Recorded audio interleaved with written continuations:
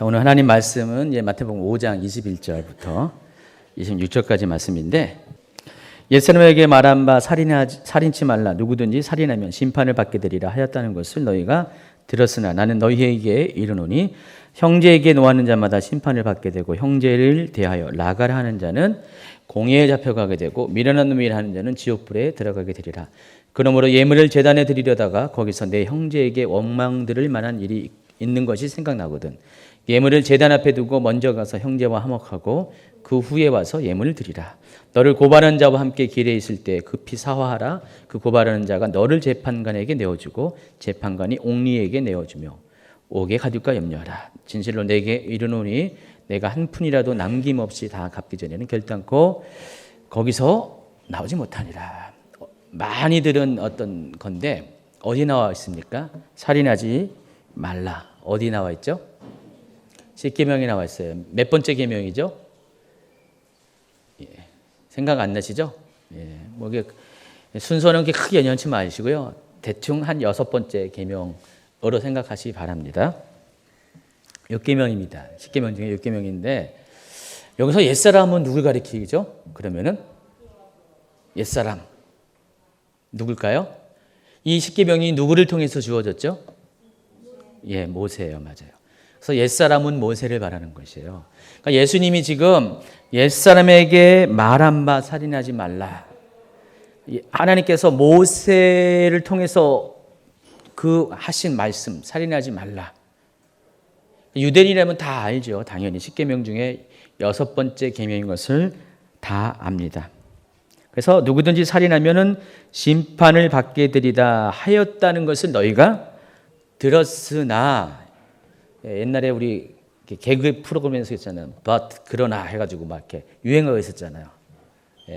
그랬어요. 모세를 통해서 하나님 분명히 살인하지 말라.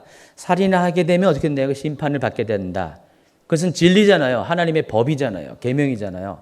누구나 다 아는 거고 변개치 못할 것이에요. 그러나 나는 너희에게 이르노니.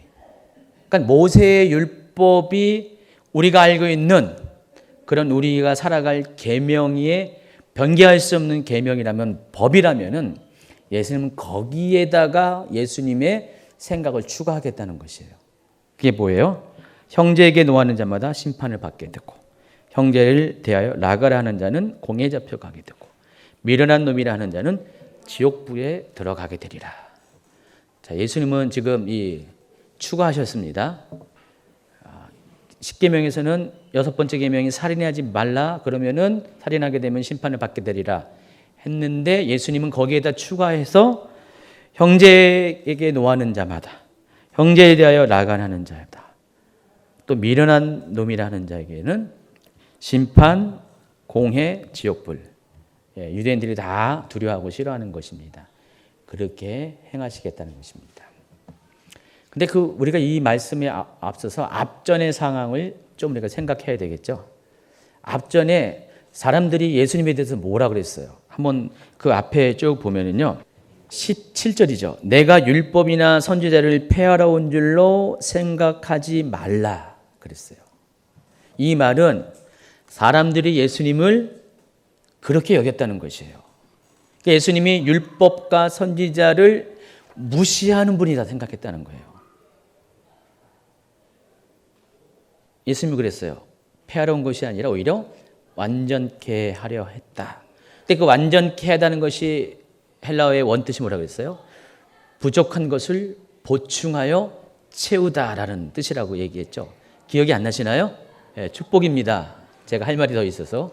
그래서 부족한 것을 채우는 것인데, 그 채우는 게 뭐예요? 지금 방금 말씀한 것처럼 율법에는 살인하지 말라. 그래야면은 심판을 받게 된다는 거기까지만 얘기했는데, 예수님은 형제에 대해서 노하는 자마다 심판을 받고, 형제에 대해서 나가라는 사람은 공에 잡혀가고, 또 형제에 대해서 미련한 놈이라 하는 자는 지옥불에 들어가게 된다.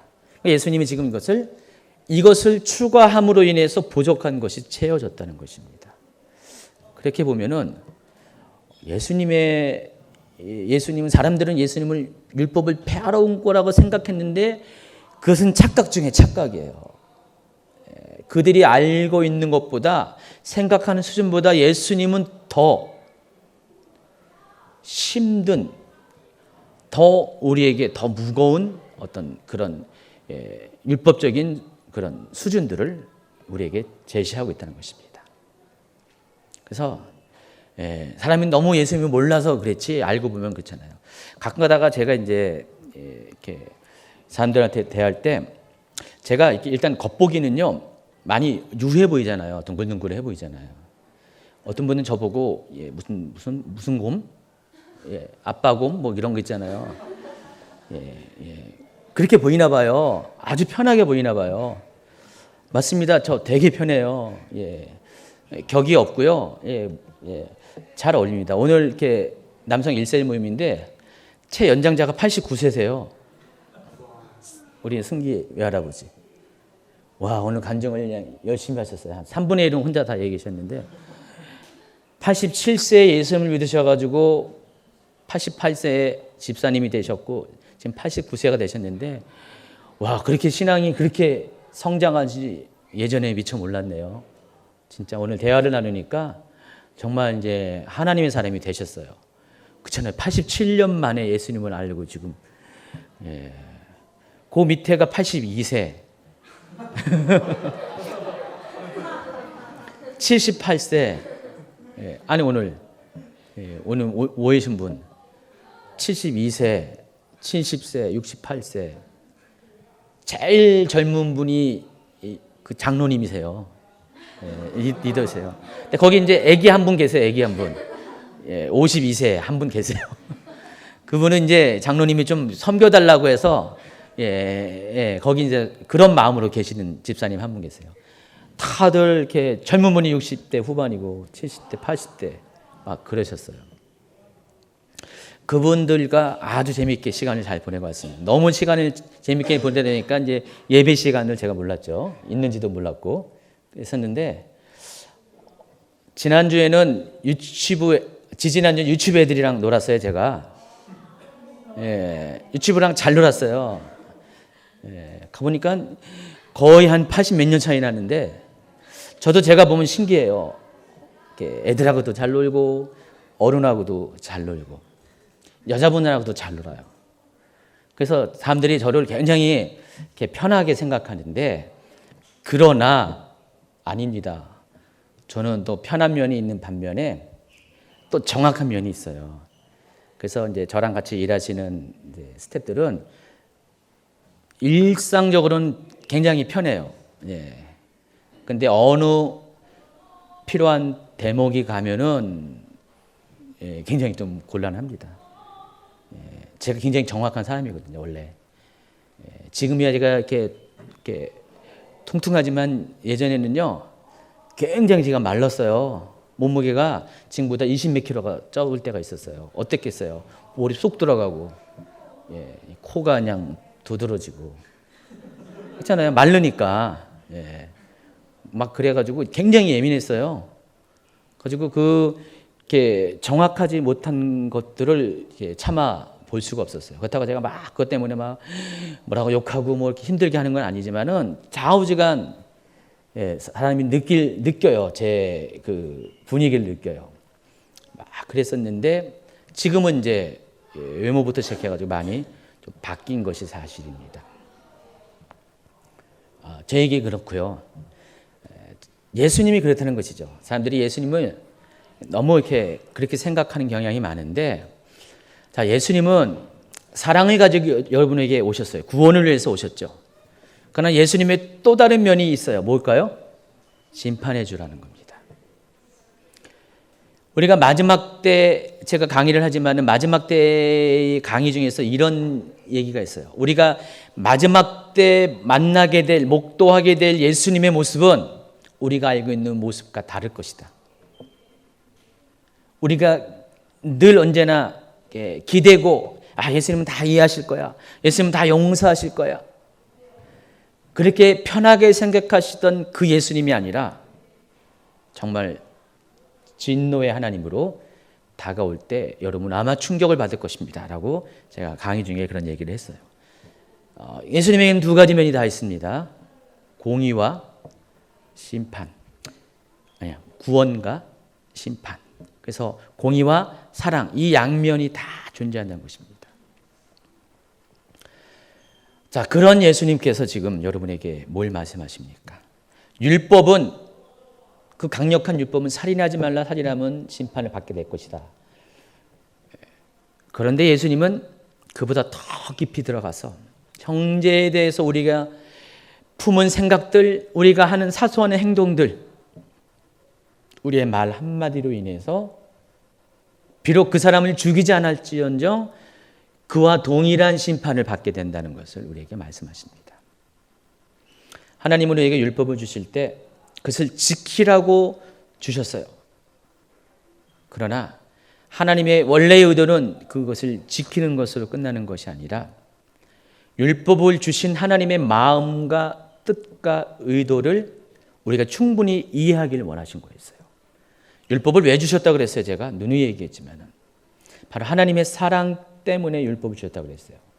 그 사랑은 여러분이 잘못되어지는 것, 여러분이 갖고 있는 죄성 때문에 여러분이 마음대로 여러분의 원하는 길을 가다 보면 어떻게 돼요? 이사야 고백처럼 우리는 모두 양 같기 때문에 그릇 행하여 잘못된 길을 가게 되잖아요. 그게 사망의 길이잖아요. 그래서 그 길을 가지 못하도록 일종의 울타리, 브레이크 장치를 주신 게 율법이에요. 그래서 율법엔 두 가지 목적이 있다고 했어요. 첫 번째 뭐예요? 예방법이라고 했어요. 이렇게 하면 안 된다. 내가 이렇게 사람을 죽이면 너도 심판을 받게 되니까 그러지 말라. 아웃라인을 그어주는 거죠. 그래서 사람들이 그 아웃라인이 무서워서 그것을 넘어가지 못하게 하는 것이 율법입니다. 만약에 율법에 그게 없으면 어떻게 돼요? 마음껏 살인해도 돼요. 심판이 없으니까. 그러나 살인하면 심판이 있다는 것을 보면 여러분은 어떻게 돼요? 살인하지 않죠. 여러분이 가까운 예로, 살인은 여러분 너무 상관이 없어서 이렇게 마음에 안 닿을 수 있지만은 여러분이 가령 학교에서 여러분에게 요구되는 그런 조항도 있잖아요. 요즘은 예전에는요, 학생들이 몰래 화장실 가서 담배를 피거나 그런 비슷한 일을 하면은 그 어떤 학칙이 있어요. 한 번 걸리면 두 번 걸리면 몇 번 하면은 퇴학까지 가잖아요. 그럼 어떻게 돼요? 그렇게 그런 게 좋아서 하는데 어떤 용기 없는 친구들은 그게 무서워가지고 아예 안 해요. 근데 좀 약간 좀 이렇게 그런 친구들은 해요. 그러다 걸리고 또 걸려요. 근데 마지막 순간까지는 퇴학이 무서워서 어떻게든지 그걸 피해 가려고 합니다. 그러다 보면 이제 고등학교 졸업하는 거예요. 퇴학 안 당하고. 그게 율법이라는 것이죠. 그러나 그 사람은 딱 율법이 효력이 없어지는 순간 어떻게 돼요? 사회에 나가면 마음껏 피죠. 줄담배를 피고 꼴초가 되죠. 근데 고등학교 때는 그러면 안 되니까, 그 학칙에 걸려서 퇴학당하면 안 되니까 거기까지만 해요. 근데 자발적인 동기가 아니잖아요. 어쩔 수 없이 심판당하지 않으려고 하는 거예요. 그러나 모범생들, 그런 사람들은 어떻게 할까요? 그런 동일한 상황에서 자기는 자기 육체는 친구들은 그걸 막 이렇게 유혹하고 하지만은 어때요? 이렇게 하면은 내가 너무 부모님한테 미안한 거예요. 나를 이렇게 여기까지 키워준 부모님한테 미안한 거예요. 나를 기대하는 선생님한테 너무 미안한 거예요. 그러니까 그런 유혹들을 자기를 사랑하는 그 사람들에 대한 그 사랑이 그것을 이렇게 안 하게 하는 거죠, 스스로. 그러니까 율법은 예방법이지만은 실제로 율법을 잘 이해하는 사람들은요, 하나님의 마음을 봐요. 하나님이 왜 율법을 주시는지. 하나님은 정말 이렇게 심판의 하나님, 공의 하나님으로만 나에게 이렇게 다가온 것이 아니라 정말 하나님 나를 사랑했기 때문에 이것을 율법을 주셨구나. 그래서 하나님의 마음을 헤아려요. 그럼 어떻게 돼요? 두려움 때문에 살인 안 하는 것이 아니라, 심판에 대한 두려움이 아니라 하나님이 사랑하는 그 대상인 사람들, 물론 그 사람이 나에게 원수처럼 할 때도 있어요. 그러나 하나님은 원수조차도 사랑하시는 하나님이기 때문에 그 하나님의 마음 때문에 힘들고 어쩔 수 없어도 그냥 사랑을 하려고 한다는 것입니다. 또 율법의 두 번째 목적은 형법이에요. 형법은 죄를 지었을 때 그 죄의 기준을 정하는 것입니다. 만약에 이 형법이 없으면 어떻게 돼요? 빵 하나 훔쳤는데 20년 동안 감옥에 갈 수 있어요. 누가 그랬어요? 예, 장발장이 그랬어요. 법이 없기 때문에 법이 완전히 막 그렇게 했죠. 그래서 현대법은 딱 정해져 있어요. 무슨 죄를 지면은 몇 년 이하의 징역 아니면 얼마 이하의 벌금 이렇게 돼 있어요. 그 이상을 넘지 못하게 해요. 결국은 이 율법은 법은 형법은 누구를 위해 준 거예요? 실은 가해자 피해자 모두를 위해서 다 주어진 것이죠. 우리는 보통 피해자만 초점을 했는데 가해자에게도 필요한 것이 형법입니다. 만약에 그렇지 않으면은 웬만하면은 그 재판관 판사 마음에 안 들이면은 에이 기분 나빠 오늘 컨디션이 안 좋잖아요. 집에서 싸우고 왔잖아요. 막 열받잖아요. 무기징역 땅땅땅 그럴 수가 있어요. 근데 뭐 갑자기 뭐가 전에 기분 좋았어. 에이 기분이야. 예, 10년 징역할 거 1년 막 그럴 수가 있잖아요. 그래서 하나님은 그렇기 때문에 우리에게 율법을 주셨다는 것입니다. 그래서 우리가 이 율법에 대한 이해가 잘 있으면 예수님의 마음이 무엇인지를 알 수가 있다는 것입니다. 옛사람에게 말한 그 십계명 안에는 살인하지 말라라는 그것을 통해서 살인하지 말라는 이유가 심판을 받기 때문에 바로 예방법의 차원에서 이해를 했다면은 예수님은 그 율법의 부족한 부분, 채워야 될 그 부분을 채우시는데 그것이 바로 사랑이라는 것이죠. 내가 사랑하기 때문에 내가 저 사람을 사랑하기 때문에 비록 원수이지만은 그 사람을 사랑하기 때문에 살인하지 말라는 거예요. 그런 마음이 있으면은 사랑이라는 동기가 있으면은 우리는 자그만 거 하나부터 주의할 수밖에 없다는 거예요. 전에는 내가 사랑이 없으면은요 어떤 기준만 벗어나지 않으면 됐어요. 근데 사랑하는 마음이 있으면은 그때부터 달라져요. 세밀한 배려가 생겨요. 이렇게 하면 저 사람이 나 때문에 힘들어진 거 아닐까? 내가 이렇게 해야 저 사람이 편해지지 않을까? 그런 생각들이 자동적으로 나와요. 제가 그래서 우리 교회에서도 행정팀에게 세트들에게 요구한 게 여러분들은 행정하는 게 아니다. 목양하는 거다. 목양팀만 목양하는 게 아니라 행정팀도 역시 목양하는 거예요. 행정을 하는 마음과 목양을 하는 마음은 달라요. 목양은 첫째 그 양에 대한 사랑이 있어야 되잖아요. 목자의 심정을 가지고 그것 갖고 돌보는 거잖아요. 그럼 행정도 똑같이 그 사람을 사랑하는 마음 관점에서 보면은요 행정할 때 못 보는 것들이 보인다니까요. 제가 언젠가 이것을 터득했어요. 저도 역시 행정에 위치해 있을 때 그런데 이 관점을 그렇게 가지니까 모든 것이 다 바뀌더라고요. 그래서 정말 사람들이 원하고 좋아하는 사람들이 필요한 것들을 결과적으로 하게 돼 있더라고요.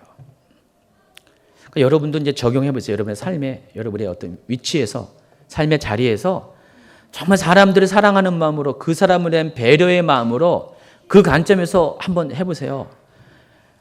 어느 정도 시간이 지나면요, 사람들이 다 여러분 인정합니다. 그냥 억지로 그냥 이거 해야지 월급 받고 막 그런 마음 그렇게 하면은요, 우리는 한계가 있어요. 율법의 한계가 있다는 겁니다. 근데 사랑하는 마음으로 해보세요. 그러면은 모든 것이 바뀌어요. 시간이 지나면 다 알아요. 이 사람이 어떤 마음, 어떤 사람이라는 걸 다 알고 있습니다. 그래서 그 사랑하는 마음이 모든 것을 바뀌어요. 예수님은 지금 그거예요. 만약에 우리가 형제를 사랑하면은 이웃을 사랑하면 어떻게 됩니까? 살인은커녕 그 사람이 싫어하고 힘들어하고 부담스러워하는 것, 그 사람이 듣기 싫어하는 것, 그 사람이 마음에 불편하게 하는 것들 모든 것을 자동으로 안 하게 된다는 것입니다. 그래서 어떻게 보면은 형제한테 화를 내는 거 여러분의 입장에서는 율법적인 기준에서 별거 아니에요.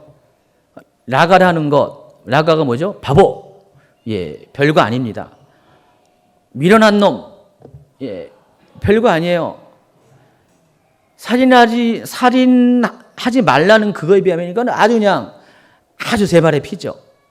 그러나 예수님은 그렇게 할지라도 살인한 자가 받는 그 징벌을 똑같이 받게 된다는 것이에요. 왜 그럴까요? 사랑하지 않았기 때문에. 율법을 주신 목적, 하나님의 그 율법을 주신 동기를 이해하지 못하고 그것을 버린 것이기 때문에. 그래서 그것은 살인하지 말라는 그 율법 그것 자체를 어긴 것이에요. 그래서 예수님은 이것을 하는 사람은 심판을 받게 될 것을 이야기한다는 것입니다. 실제로 유대인들은요, 아주 율법주의에 쌓여 있는 유대인들은요, 어떻게 했냐면은 실제로 그런 예가 많이 있어요. 살인하지 말라, 그럼 심판을 받을 것이다. 그러니까 율법을 지키기 위해서 살인을 안 해요. 사람은 죽이지 않아요. 근데 사람에게 해를 끼치는데 죽기 직전까지. 이해하시겠어요? 아직 숨은 안 넘어갔어요. 그러나 숨 넘어가기 직전까지 막 괴롭히고 때리고 막 실제로 그렇다니까요. 그리고 말합니다. 떳떳하게. 나 봐라, 나 율법을 지킨 거 아니냐. 내가 뭐 사람 죽였냐. 그러나 여러분이 한번 그 상대방 입장이 돼보세요. 여러분 보통 이제 죽도록 맞았잖아요. 죽도록 맞아본 계세요? 없죠? 그때 그 느끼는 그 감정의 상처가 얼마나 심할까요? 사람이 어느 정도 이렇게 맞다 보면요, 차라리 죽여 그런다니까요. 죽는 것이 다 나을 수 있어요. 그런 고통에까지, 그런 아주 모멸감까지, 그런 아픔까지 이르게 하면서 나는 떳떳한 거예요. 율법을 지켰으니까. 아닙니다. 하나님 그걸 보고 계세요. 그 사람의 아픔을 보시고요. 그 사람의 신원하는 소리를 들으시고요. 하나님은 그것을 반드시 기억하시는 하나님이라는 것입니다. 예수님의 입장에서 유대인들의 그런 외식은 너무 심했죠. 입으로는, 행위로는 하나님을 사랑한다고 하고 간신히 겨우 율법을 지키려고 하는 것. 99%까지 사람을 죽였고 1%만 넘어가면 완전히 사람이 죽는 건데 그거 딱 멈춰가지고 나는 율법을 지켰다는 것. 얼마나 하나님 앞에 가증한 외식인지. 여러분 한번 여러분 자신 돌이켜보세요. 여러분도 하나님과의 관계 속에서 정말 가증스러운 모습을 보이지 않았나요? 정말 외식의 모습이 여러분에게 있지 않았나요? 그리고 생각하기를 나는 그냥 하나님이 원하는 것 그 기준을 지켰다고 생각하는 분이 아마도 계실 것입니다. 뒤에 나오지만은요, 간음하지 말라고 이야기하시면서 간음하는 자마다 뭐라고 했어요? 그러니까 지나가는 여인을 보고 음욕을 푸는 자마다 뭐라고 했어요? 간음하는 거라고 했어요. 제가 얼마 전에 어떤 남자와 여자를 비교하는 그런 몇 가지의 그 사진들을 봤는데 남자와 여자가 뭐가 다를까 딱 그랬어요. 차들이 쫙 있어요. 아주 그냥 고급 해외 고급차 있잖아요. 스포츠카부터 쫙 벤츠 뭐 아우디 또 뭐 있나요? 폭스바겐 뭐 많이 있잖아요. 남자들은요 그 차들을 모두 종류를 보고 그 차들을 보고 다 종류를 이렇게 종류가 눈에 들어와요. 근데 여자들은 어떤 차이가 있는지 아세요? 벤츠 외제차, 아우디 외제차, 폭스바겐 외제차. 여자들 눈에는 다 외제차. 남자들은 다 그것들이 각각의 다른 차. 그렇다고 하더라고요. 맞나요, 여자분들? 안 그래요? 여자들은 사람과 만나잖아요. 그 남자들은 눈과 눈을 마주친대요. 근데 여자들은 온몸을 스캔한대요. 뭐 입었나. 그 차이가 있대요. 근데 재미난 게 하나가 있더라고. 약간 야한 건데. 괜찮겠어요? 예. 예. 야한 거 좋아하는구나. 예. 여기 길거리 가는데 부부가 이제 길 걷다가 저기에 정말 이렇게 아름다운 여인이 걸어와요. 근데 남자의 머릿속과 여자의 머릿속이 다르다는 거예요. 여자의 머릿속은 그 여자가 입은 옷이 머릿속에 그려져 있는데 남자의 머릿속에 뭐가 있을 것 같아요? 옷은 다 어디 갔고 옷을 뺀 나머지가 그려진대요. 이게 남자와 여자의 차이인 거예요. 남자는요, 예, 타고난 게 그거예요. 남자는 그냥 본성 자체가 음욕을 품는 거예요. 지나가는 여자 볼 때마다 옷이 눈에 띄는 게 아니라 뭐라고요? 옷을 뺀, 예, 그 알맹이가 눈에 띄는 거예요. 며칠 전에 우리 카페에다가 어느 분이 글을 올렸어요. 고민 상담 많잖아요, 우리 카페에. 영적인 것들만 주로 묻는데 이번에는 그걸 묻더라고요. 한번 보세요. 댓글이 많이 달려있어요. 의외로 19개가 달려있어요. 길을 가는데 남편이랑 길을 가는데 남편이 여자를 자꾸만 이렇게 쳐다본다는 거예요. 우리 남편만 그러냐? 그런 거예요. 좀 상담 좀 해달라. 근데 댓글이 쫙 달려있어요. 우리 집 남편도 그런다. 대부분 그래요. 근데 어떤 여자분 나도 그러는데 여자인데도 그런다고. 어떤 분은요, 아주 강경한 분 한 분 계시거든요. 완전히 뭐 그냥 평소에도 그랬지만은 그거는 하나님 안에 있지 않았기 때문에 그런 거라고 해서 강력하게 정말 믿음 안에 있으면 그럴 수가 없다고 하면서. 그런데 글쎄요, 저는 믿음이 없어서 그런지 저도 남자라서 실은 그런 것들이 늘 언제나 노출되어 있어요. 사람은 육신을 입고 있는 한 우리는 다 그 부분에서 자유할 수가 없어요. 근데 무섭게도 예수님은 음욕을 품는 자마다 다 간음했다 그랬습니다. 그래서 그런 기준에 따르면 죄송합니다. 여기 계신 남자분들 여러분 모두는 언제인지는 모르지만 다 간음한 분들이에요. 최근에 뭐 유명한 연예인 있잖아요. 뭐 성폭행 그것은 모면했지만은 성매매로 이렇게 지금 이렇게 그런 분이 있잖아요. 막 사람들이 막 욕하더라고요. 근데 한편으로는 제가 이해도 갈 수가 가요. 그 행위 자체가 잘했다는 건 아니에요. 근데 그 아내가 지금 임신 중이라고 그래요. 누군지 아시죠? 근데 그 임신 중에 있는 남편의 심리가 이해가 된다니까요. 애 안 낳아보셨어요? 예, 모르죠? 저도 다 겪어온 세월이 있잖아요. 겪어온 과정이 있기 때문에 왜 그랬을까라는 것이 있어요. 그래서 그 사람은 워낙에 평소에도 유한 사람이기 때문에 그런 어떤 그 경계를 이제 넘어가서 그렇게 한 건데, 자, 그런 모든 것들을 이제 쫙 보면은요, 하나님은 우리를 알아도 너무 잘 아시는 거예요. 너무나 잘 아시기 때문에 우리의 강성도 아시지만은 우리의 약한 것도 다 아시는 하나님이시. 그 하나님이 바로 예수님, 인간의 모습으로 오셨잖아요. 그래서 예수님은 우리 모든 것들을 다 이해하시기 때문에 어쩌면 더 관대하게 표현할 수도 있었고 어쩌면 더 우리 마음 상하지 않게 할 수 있지만 예수님은 더 강하게 이렇게 하시는 이유가 있다는 것입니다.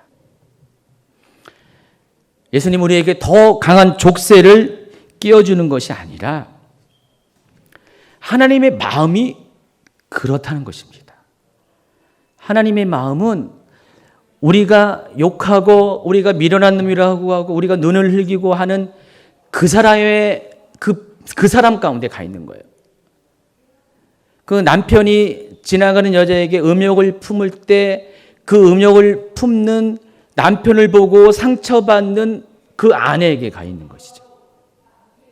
결국 뭐예요? 하나님은 율법을 왜 지켜야 되냐? 바로 그 상대방에 대한 사랑 때문에 율법을 지키라는 것이죠. 내가 구원을 받고 내가 심판을 모면하는 그 차원이 아니라 내가 정말 저 사람을 사랑함으로 인해서 하나님의 뜻을 이루어지기 위해서는 율법은 그냥 따라오는, 실은 율법의 주가 아니라 율법은 그냥 따라오는 액세서리와 같은 것이었어요. 그래서 하나님은 그냥 작은 순간 하나, 작은 것 하나에서부터 우리가 정말 사랑하는 마음으로 집중하기를 원하는 거예요. 자, 그러면은요, 여러분이 그 사랑의 관점에서 사람을 보면은 절대로 여러분 마음에 글이 보여도 절대로 여러분 이렇게 미련한 놈이라고 나가라고 욕하지 않는다는 것입니다. 제가 예전에 이런 것을 하나님 사랑을 잘 모를 때는요, 제 성질대로 막 살은 적도 있었어요. 제 마음속에 막 이렇게 제가 좀 공의에 대한 어떤 그 지나친 그런 게 있었어요. 그래서 막 이렇게 공의롭지 않은 거는 막 제가 분노로 막 표출하고 막 그랬어요. 요즘 보면 인터넷 그런 사람 많잖아요. 혼자서 의인인 사람 많아요. 근데 요즘은 그런 모든 모습들을 보면 나도 옛날에 저랬었는데 라는 것들이 많이 느껴지면서 제가 어느 순간에도 아무리 심한 죄를 전달할지라도 제 안에 있는 그 하나님이 주신 마음은 그냥 품어주려고 애를 쓰는 거예요. 이해해 주려고 애를 쓰는 거예요. 어떠한 죄인일지라도, 어떠한 잘못을 저지른 사람일지라도 그렇게 애를 써요. 그러다 보니까 처음에는 좀 애를 쓴 거 사실인데 어느 순간에 모든 것이 다 바뀌더라고요. 제 삶이 돼버리더라고요. 물론 여전히 제가 그렇다고 여러분 제가 뭐 의인이다 잘난 체하는 거 아닙니다. 근데 관점이 바뀌게 되더라고요. 그냥 웬만하면 품어줘요. 옆에 누가 뭐라고 하면서 다 이해해줘요. 이해해주려고 막 그래요. 그런 것들이 막 생겨나는데 실은 그 혜택을 누가 보는지 아세요? 내 자신이 봐요. 어떻게 보면 참아내려고 할 때는 굉장히 속상해처럼 여기서 그냥 속병이 날 것 같은데 아니더라고요. 그 단계를 지나서 정말 그 사랑하는 마음으로 가잖아요. 정말 내 안에 분노가 없어져요. 원망이 사라지고요. 불평이 없어져요. 그냥 평강이 찾아와요. 사람이 아무리 요동치게 해도요. 막 이렇게 불을 질러도 그런 것들이 거의 없어지는 것을 많이 경험합니다. 100%라고 말한 거 아닙니다. 많은 퍼센트. 예전에는 분노하는 것이 많았다면 지금은 이제는 참아내는 것이 더 비중이 많아지는 그런 경험을 합니다. 사랑은 율법을 완성케 하는 것입니다. 오늘 형제에 대해서 살인하지 말라. 자, 예수님이 이 말을 하기에 앞서서 우리는 정말 형제를 사랑한다면은 살인에는 비교할 수 없는 자그마한 하나라도 그 사람을 상처 주고 아프게 하고 마음 상해하는 것들, 그런 것들을 우리는 이렇게 하지 않는 그런 믿음의 용기가 생긴다는 것입니다. 여기 보면 진실로 내게 이르노니 내가 한 푼이라도 남김없이 다 갚기 전에는 거기서 결단코 나오지 못하리라. 이 말은 마태복음 18장의 1만 달란트 빚진 자의 그 비유와 연결이 많이 되는데 하나님은 우리에게 사랑의 빚을 주셨어요. 우리의 죄의 무게는 1만 달란트라고 해요. 1만 달란트가 얼마 정도 될까요? 뭐 기준에 따라 많이 다른데 몇십조 원입니다. 여러분의 평생에 몇십조 원을 여러분이 소유할 수가 없죠. 근데 여러분 누구나 다 그 죄의 빚을 갖고 태어났습니다. 그러나 하나님은 예수님을 통해서 그 모든 것을 탕감했어요. 또 우리는 또 우리에게 빚진 자를 또 알고 있습니다. 100데나리온, 약 1,000만 원 정도. 비교할 수 없는 액수지만은 우리는 그 감당할 수 없는 빚을 탕감받았음에도 불구하고 그 1,000만 원의 빚을 진 사람을 우리는 용서를 못해요. 용서하지 못한 이유가 뭐죠? 바로 그 탕감받은 그 사실에 대한 인정이 없기 때문에, 동의가 안 됐기 때문에.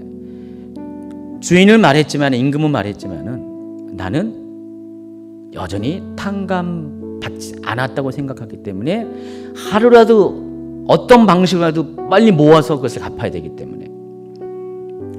근데 그런 마음을 가진 사람은요, 어떻게 대하시는지 아세요? 한 푼이라도 다 갚을 때까지 하나님이 그 인생의 감옥 가운데, 심판의 감옥 가운데 우리를 남겨두신다는 것입니다. 우리는요, 우리의 말 한마디, 행동 하나에 우리의 모든 빚을 탕감받을 수도 있고요, 또 반대로 그 모든 빚을 다시 짊어질 수가 있습니다. 하나님이 여러분을 다 탕감하셔서 온전케 하신 그 하나님의 사랑을 여러분이 다시 엎어낼 수가 있다는 것입니다. 여러분이 사랑을 받았다면은 이제부터는 그래서 사랑하셔야 돼요. 여러분에게 100데나리온 빚진 자, 그보다 더 빚진 자랄지라도 여러분이 더 큰 빚을 탕감받았기 때문에 마땅히 그 빚도 여러분이 탕감할 줄 알아야 된다는 것입니다. 그래서 날마다 여러분의 삶 가운데 형제들이 여러분에게 빚진 것들을 탕감해주는 삶을 사람은 절대로 이렇게 예수님이 말한 그 기준에 의한 살인하는 행위들을, 그런 행동들을 안 하게 된다는 것입니다. 하나님은 여러분이 그럴 때마다 그거 하나씩 다 카운트한다니까요. 그래, 누가 우리 성전이가 언제 무슨 날 이렇게 형제에 대해서 나가라 했지, 다 적으세요. 다 셈을 다 하세요. 그리고 마지막 때 주님 앞에 설 때 그걸 다 따지신다니까요. 너가 이랬지. 한 푼도 그것이 하나님 앞에서 셈이 완결되지 않으면은 하나님 나라에 들어갈 수 없다는 것. 여러분 무서워하실 줄 알아야 돼요. 두려워할 줄 알아야 돼요. 이 말씀에 대해서. 그러나 길이 너무 어려운 거 아닙니다. 한 가지만 노력하세요. 사랑하려고 노력하세요. 그리고 하나님 나에게 사랑을 달라고 노력을 하세요. 내가 할 수 없으니까. 그러면은 여러분도 그렇게 율법을 완성하는 자가 될 것입니다. 하나님 기도합니다. 오늘 이 말씀처럼 성경에서는 살인하지 말라고 그랬는데 우리는 우리의 어떤 그 외식적인 행위로서는 살인하지 않을 수 있지만은 우리의 내면 가운데서는, 우리의 삶의 그런 깊은 곳에서는 하루에도 수없이 많이 이 살인하지 말라는 이 계명을 지키지 못하는 삶을 살았음을 고백합니다. 형제에 대해서 우리가 노하지 말게 하옵소서. 미련한 놈이라 나가라 하는 말을 하지 말게 하옵소서. 형제를 분노케 하고 아프게 하고 상처 주는 것을 행하지 말게 하옵소서. 왜냐하면 하나님이 우리를 그렇게 대하지 않았기 때문입니다. 하나님, 우리가 주님이 우리를 그렇게 용서하신 것처럼 어떤 상황에서도 자신을 죽이는, 자기를 구원하기 위해서 오신 그 구세주를 죽이는 그 사람들 앞에서 끝까지 저들을 죄를 사하여 주시옵소서. 이는 저들이 자기가 하는 일을 알지 못합니다. 그 마지막 중보의 고백을, 기도를 하신 것처럼 우리의 삶에도 아직 하나님을 잘 몰라서 아직 믿음은 있다 하지만 믿음 가운데 하나님을 임재를 경험하지 못해서 종교적으로 외식적으로 행하는 그런 나의 그런 형제들에 대해서 하나님, 우리가 비난하지 말고 판단하지 말고 그래도 품게 하여 주시옵소서. 끝까지 사랑하게 하옵소서. 정말 최선을 다해서 사랑하게 하옵소서. 그래서 하나님 이 율법을 이루는 삶을 살게 하옵소서. 하나님은 이런 사람을 천국으로 인도하십니다. 됐다, 내가 이제는 자격이 됐다, 우리를 인정하십니다. 하나님 우리 모두가 그렇게 되게 하여 주시옵소서. 오늘도 하나님 사랑에 목매이게 하옵소서. 사랑에 올인하게 하여 주시옵소서. 오직 사랑만을 붙잡는 자가 되게 하여 주시옵소서. 위로는 하나님을 사랑하고 또 이웃을 내 몸같이 사랑하는 것이 바로 율법과 선지자의 강령이라 했습니다. 구약 성경이 말하는 모든 그런 핵심 중에 핵심이 바로 서로 사랑하는 것인데, 하나님 이것 하나 붙잡고 가는 우리 모두가 되게 하옵소서. 예수님의 이름으로 기도합니다. 아멘.